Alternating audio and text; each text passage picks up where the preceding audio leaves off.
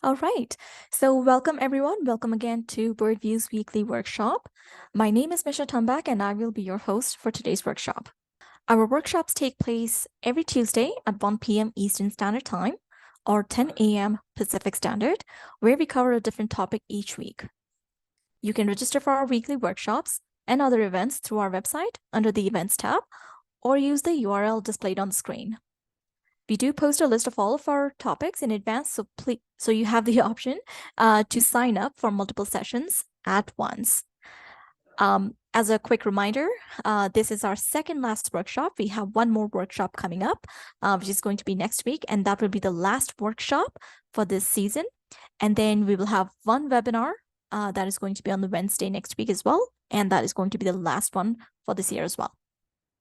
So I do encourage you to join as many sessions as possible, whether it is as a refresher or to learn tips and tricks on how to make the most of Birdview for your project management needs. So for the year of 2024, we will definitely let you know in advance all the new topics that we will be covering. So don't hesitate there. So each session, we start with a demo on the topic that we are covering. And for those of you who are new, we are going through a series of business intelligence reports. And today is the last session of the BI reporting series, where we will be covering time logs and resources reports. We will allocate the last 10 minutes to go over any questions you may have. So please feel free to send in your questions in the Q&A chat box. And lastly, we will go over the details of the upcoming webinars. So let's take a look at our time log report. So we go into the activity center here and select our business intelligence. And let's go into our time logs 360 report here. So you may ask, what is the purpose of having a time logs report? So the purpose of this report is to offer a comprehensive view of resources hours logged by portfolio, team, and assignees. It breaks down the hours spent on the projects and activities, distinguishes between billable and non-billable time. It also provides insights for efficient resource management and allows for informed decision-making, such as optimizing resource utilization, enhance team productivity, and ensure the successful and efficient completion of the projects. So what are some of the components of these reports?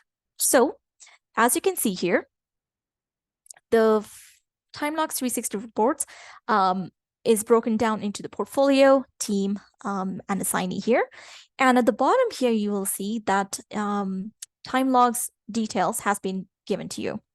So what that does, it gives you all the information based on the assignees, the number of hours that they have logged, entry date, what team they belong to, portfolio, is it a billable or non-billable entry, as well as any time description that the user or resource might have provided.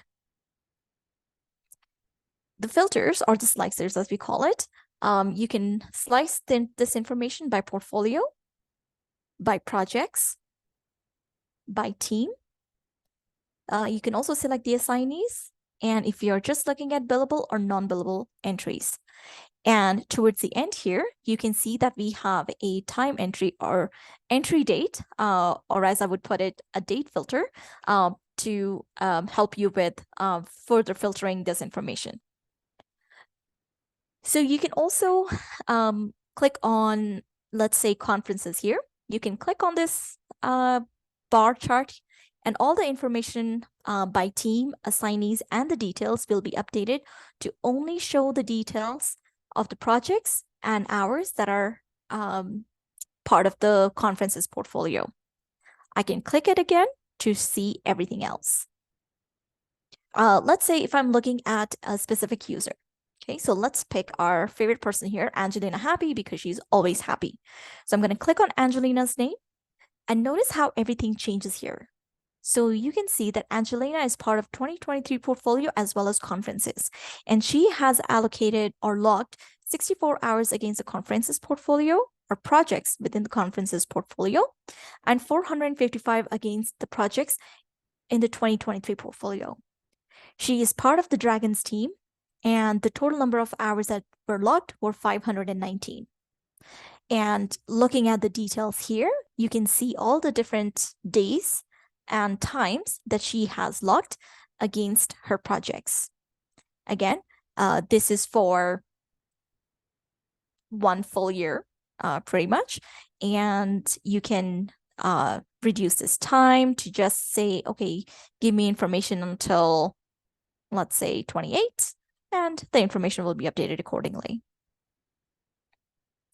So this is your time logs 360 here. The one thing that I would also note is if, let's say, you're looking at a specific activity for a project for an assignee, we have given you the option to click directly to the URL to take you to the activity to which the hours belong to. So as you can see, we went directly to the analysis activity, and you can see not just all the people who are assigned here, as well as the total number of hours spent and left. So let's go back here. All right, next we're going to look at time logged versus pending. So what the time logged versus pending report does is it breaks down the daily hours logged by an assignee within the selected date range. So here you can see you have the option of selecting last month, next month. Ideally, next month is going to be pretty empty, or you can say this month. You can also select by days, weeks, calendar, or years as well to see all the information. And you may ask, what are these yellow and gray cells? So yellow indicates the time that has been logged by a user for a specific activity, which means in this case, as an example here, Brad Hanson has logged some time against one of his activities on November the 6th. Anything that is grayed out indicates that no hours were logged in those dates. So as a project manager, if, let's say, Brad Hanson was scheduled to work on an activity from November 1st to November 6th, but he only added time on November 6th, you may ask, how efficiently are we tracking time? Because again, anything that is indicated here in the time log section, the time entries that are being added by the users will ultimately assist the project managers in scheduling and planning hours and maintaining and monitoring capacity. So let's go down here again. This is a very high level information on all the hours that have been logged by users. Here it shows you by assignment. So it further distinguishes. As an example, I'll click on Charlie Lovely here, and you'll notice the employee assignment details has been updated to indicate only Charlie's activities. And in here, it shows how many estimated hours were there for each and every activity here, and how many hours are left. And again, we have given you the URL to take you directly to that activity. So this is a very high level for project managers to monitor users' workflow, users' time entries, and seeing how much time they have been logging in a certain month, week, or days. Let's go to resources. So that was our time logs. Now let's take a look at resources reports. So our very first report is the Resource Utilization 360. What it does is it provides a very high level monthly or weekly analysis on resource utilization to manage workload, identify if there are any additional resources required for a team to successfully deliver a project.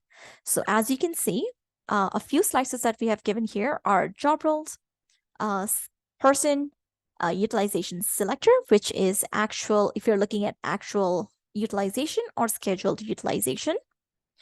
If you want to view this information by month or week, as well as the period, which is the date range. You can group these selectors by job role. You can say skill as well, or team. So as you can see here, you can see the skills are branding strategy, budget management, content marketing. If you click on team, you will notice it says bridge, core, dragons. And if you select job role, You can see logistic coordinator, marketing, program manager, and so on. So these are the groupings here. Besides that, you can see that it also breaks that information down by per person. So as an example, logistic coordinator, we have one, Robert Strong. Under marketing manager, we have Angelina Happy, Denzel Funny, and Stacy. Here you can see the very first column is billable utilization. So what that means, and it's a percentage. So what this means is that from all the capacity, from the total capacity that an individual has, how much billable hours have been utilized? What is the total utilization, right? So billable is only hours logged that are billable on a project. Total utilization percentage is billable plus non-billable hours against the capacity. So as you can see, we've got it monthly, and we can also select by week. So it further breaks it down on a weekly basis here. So let's go back to month, so it's a little clearer. We have also given you a legend of what these color indicators mean. So as an example, anything that's less than 80% is highlighted in blue. Anything that's 80 to 100% is highlighted in green. Anything more than 100% is red, which means that they have been over allocated or overutilized. And so you'll notice that these columns or these color codes are only at the total utilization level and not billable utilization. Why is that? Because billable or non-billable, the broken down version of billable or non-billable doesn't really matter as long as we can compare the total utilization against the capacity. All right, so let's go to Hours 360 report. Hours 360 report really breaks down the resource capacity inclusive of vacations and holidays. So as an example, you can see here, Angelina Happy, who's a marketing manager, her capacity for this one full year, I guess, is 1704 hours. She's taking 24 hours in vacation and 88 days in holidays. She also did some overtime, which is 8 hours, and then her scheduled hours were 348 hours in total, as well as actual hours were 459, which means she was overutilized by 110 hours. You can see her total billable hours were 348, which is equal to scheduled. And then nothing in the non-billable, and then you've got the scheduled utilization percentage as well as actual utilization percentage. So scheduled utilization percentage as well as the actual is compared to the capacity. So if I take 348 divided by, where's our capacity schedule? Yes, so 348 divided by 1704 will give you 20%. And then same thing with your actual utilization here. So 1704, yes, excellent. Up here, you will also notice that we have billable versus non-billable hours for everyone, every resource within the organization who is logging hours. So here you can see for the May of month, there was 990 hours that were billable, which is highlighted in purple, and then 136 hours were non-billable. So if let's say you want to see a specific month, you can simply click on, let's just say, let's just pick on August here.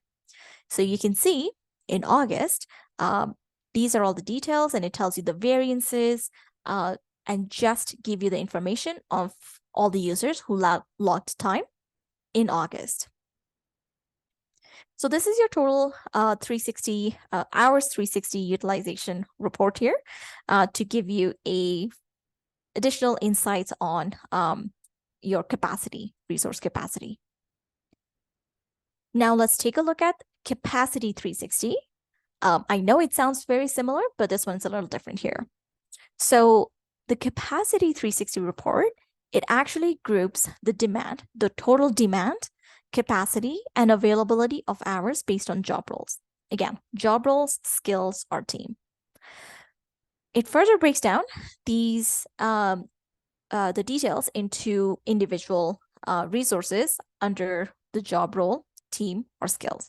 So as an example here, we've got the data analyst, Meryl Kind, and she's got 176 in capacity. Whatever her demand was would have been included in here, and whatever the time was available accordingly. Let's see if we have something in here. Aha, here we go. So let's take a look at logistics coordinator. And we have two in here. And you can see for Robert Strong, you have 176 hours for the month of May. The demand is 159, which means that, the scheduled time that he has been already assigned to. And then the availability remaining. So how much more work can Robert Strong take on? And it's only 17 hours for the month of May. Or because we're hopping on to December, December is 152 hours here.